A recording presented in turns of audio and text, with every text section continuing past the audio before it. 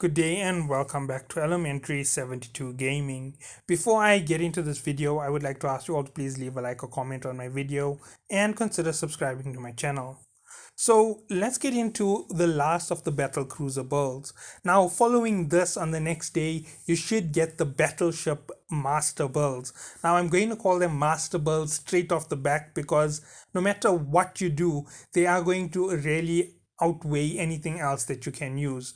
Now, why am I going to call them master builds? Because there isn't really anything to do besides respec into battleships to get them to their maximum potential right off the back. So let's go looking at the Brutix. The Brutix is one of the battleships in the standard format of battlecruisers. So let's look at it from the start. The role bonuses: 25% optimal range and 25% fall off, plus 1 command burst module. So look at its upper stats. That's 1 drone, 7 weapons, 3 mid slot, 5 low slot, and a 3x3 in the rigs: 3 combat, 3 engineering. It has a plus 6% railgun damage and plus 5% tracking speed for your railguns. Now this makes a massive difference in terms of combat. So if you have upgraded the advanced medium railguns enough, this is going to be a total beast for you with a 25% increase in tracking speed. As you can see, it has a plus 7.5% armor repair efficiency. That means it really favors armor repair. Now let's look at its power grid: 1067 megawatts. Add in your 25% from your standard engineering. That takes you up to plus 250. It's more than 250, but let's just say that it's 250. So that'll leave you at 1300 megawatts. Now let's go straight into the weapons. Now this is, wait, let me just double check that I got that right. Yeah, it's a railgun. So railguns do consume quite a bit of your capacitor, so be very careful about overloading your capacitor and draining it out too fast. Now I'm forgetting which one is the long range.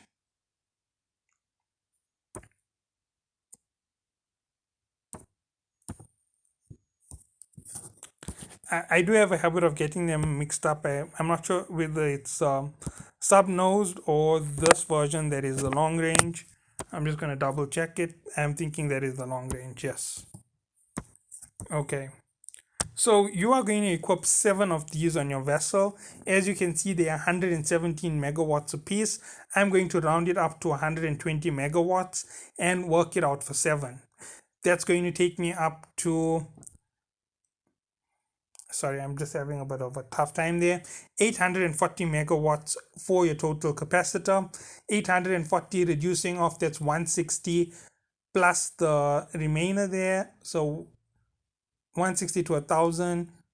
So you have about 460 megawatts. Easy fit up for the rest of the ship. You don't have to really stress. The reason why I keep doing distance instead of close range is purely because of the fact that PvE has increased in difficulty. My builds are mainly aspected towards PvE. They aren't really aspected towards PvP. PvP, any build goes, and your shenanigans in PvP generally leave you with massive range over massive tankiness. Now, in some of my builds, I do say that there's 3 ways for you to run with your build, and you'll see that the last slot is always where I keep exaggerating what you can fit in. I think I did make a mistake on one of my previous builds. I didn't add in the final option for the rig spacing on it, where you could do it in a complete weapon build to improve DPS. Now, let's go straight into the next aspect of this, and that is the low slot. Now, with its aspect bonus being in armor repair, you're going to go double armor repairer. At 11 megawatts, 111 megawatts per requirement, you can double it up without really worrying too much about your power grid. You only lose 222. If you don't have the maximum engineering, you are way behind on your battle cruiser, and you shouldn't be thinking of messing around with these higher level battle cruisers. They are way more energy drainy than the previous version, and without that bonus from the engineering, it's going to hurt you a lot in terms of using it. you're not going to have the engineering to sustain your warps. You're not going to have the engineering to sustain your firepower or your recharge. So remember, you're going to need all of that engineering, the command, and the navigation for this vessel, just to give you that perfect if I'm correct, command and navigation is the same thing. You're going to need the defense. Everything added together makes the ship super tanky, and when it is super tanky, you can do upward of 250,000 damage to take them out. So that's how tanky these ships can be, and make sure that you are thinking about it as you build it up. So that is where you're going to go double armor repair wrap. That leaves you with 3 slots and 250 megawatts to go. I am underestimating the amount left on your power grid that allows you to go crazy with whatever you want on the ship. Now, please bear with me in what I'm about to say when it comes to changing things up. If you want to go on the close range offensive, the amount of armor wait, let me just go up to those weapons quickly and show you the difference that I'm talking about.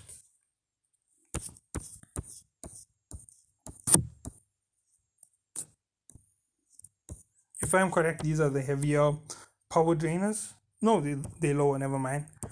I'm making a mistake between this and cannons. So let's go into the low slot and let's go straight into the armor hardener. You're going to run an adaptive C-type armor hardener. This is going to give you the best resistance for your vessel. It's going to maximize the amount of damage you can take. And remember, your shield dropping isn't anything to worry about. You have so much of an aspect of defense on your armor rep on its own. It's really going to help you.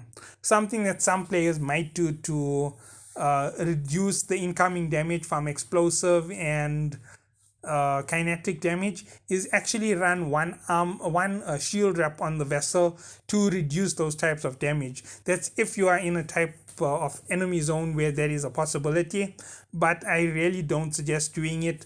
The double armor wrap and the right rigs will do a way better job than running a shield wrap. Remember, you have to focus on one of the two tank builds. Either you have a shield tank build or armor tank build.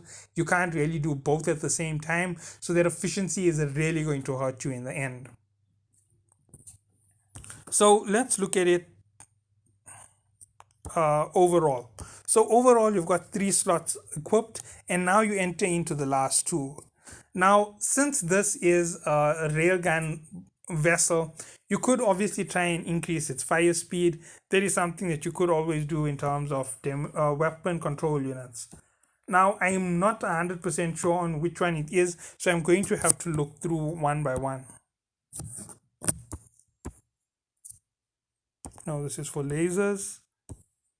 I think this might be it. Yeah, here's it. Your magnetic type. So this is what you would use to increase your damage. Remember, it's only 7 megawatts. It's not going to hurt your ship too much. And you could run this here very easily. Now, if you are running smaller type, if you are running the sub-nose weapons, you're going to need to get really, really close to an enemy. You're going to run an afterburner, and you're going to run the risk of being webified. Now, that is the one reason why you don't want to use it in PvE at the moment. Webified in any of the high level activities results in you taking massive damage over a few seconds. So it could take up to 60% of your shield in up to 10 seconds. Not shield, sorry, your armor in 60 seconds. Not 60 seconds, in 10 seconds, you can lose 60% of your armor. That is a major deficit, and that can really hurt you in terms of gameplay. So that's why I wouldn't suggest going too close in combat. Now, this here will definitely improve your fire, but the one thing for you to note is this isn't a very well recommended fit up.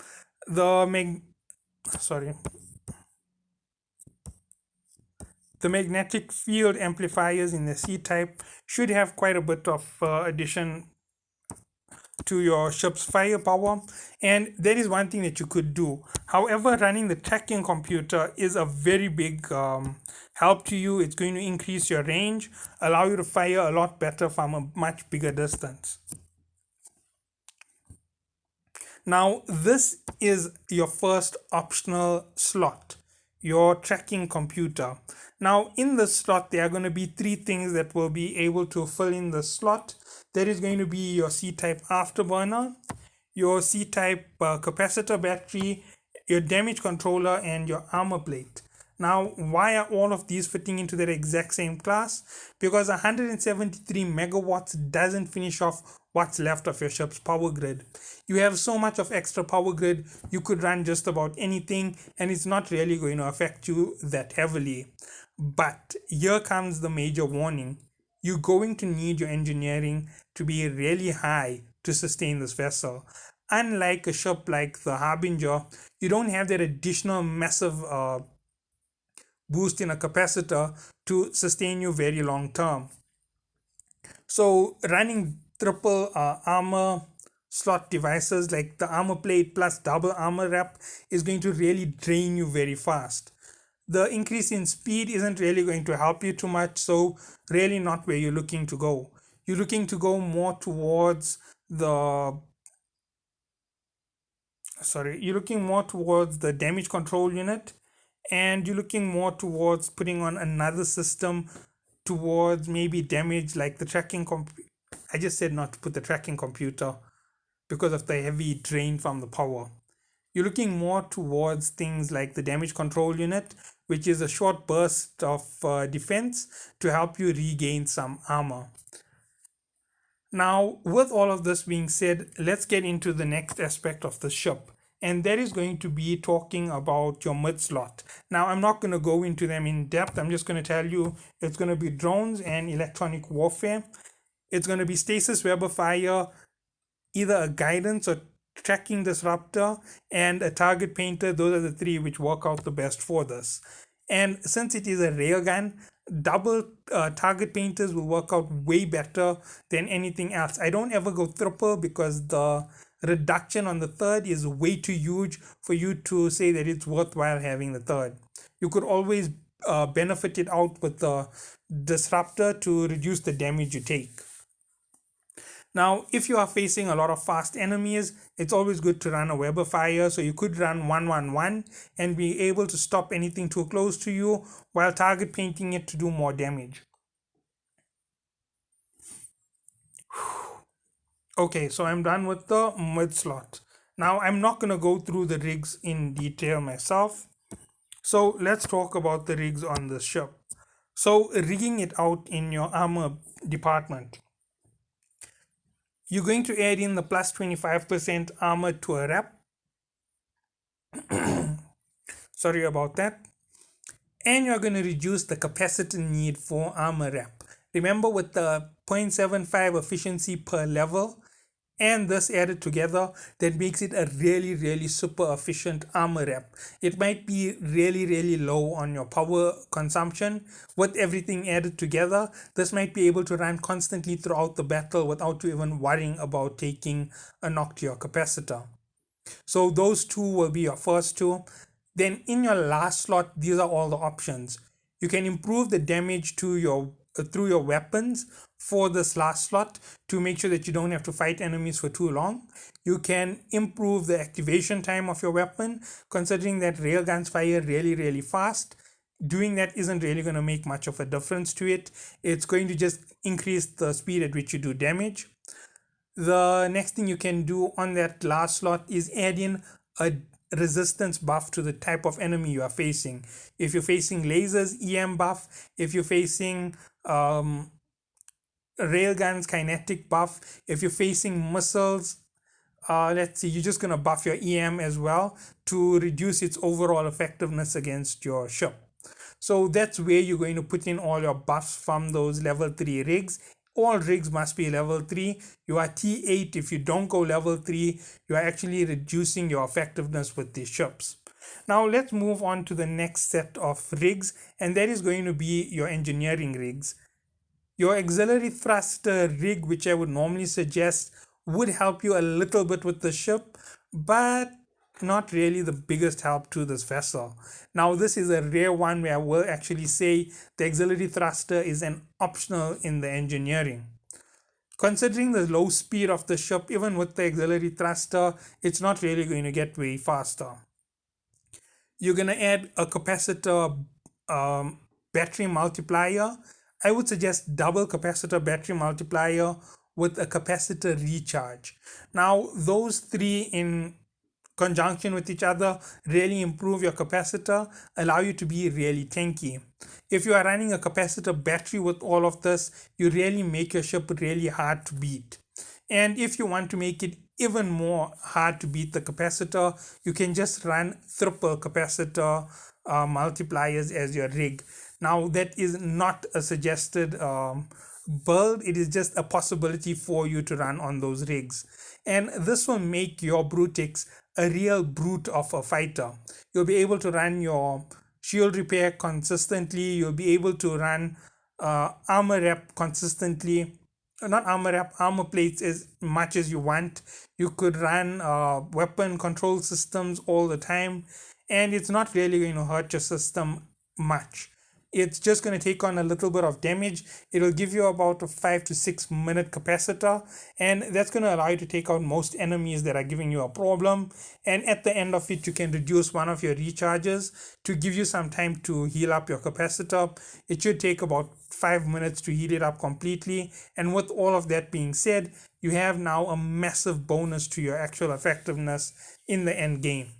So that is my build for the Brutix. I hope that you did enjoy the video. Consider looking down in the description below. There is a link to the PvE Defense Force Alliance. If you don't have a corp or alliance, consider joining up with them. They are small corp at the moment. We're trying to grow them up at the moment. It's just the first of the corps. As soon as they are completely headed up, we'll keep going and keep building up, and eventually we'll be able to take on tasks as the PvE Alliance.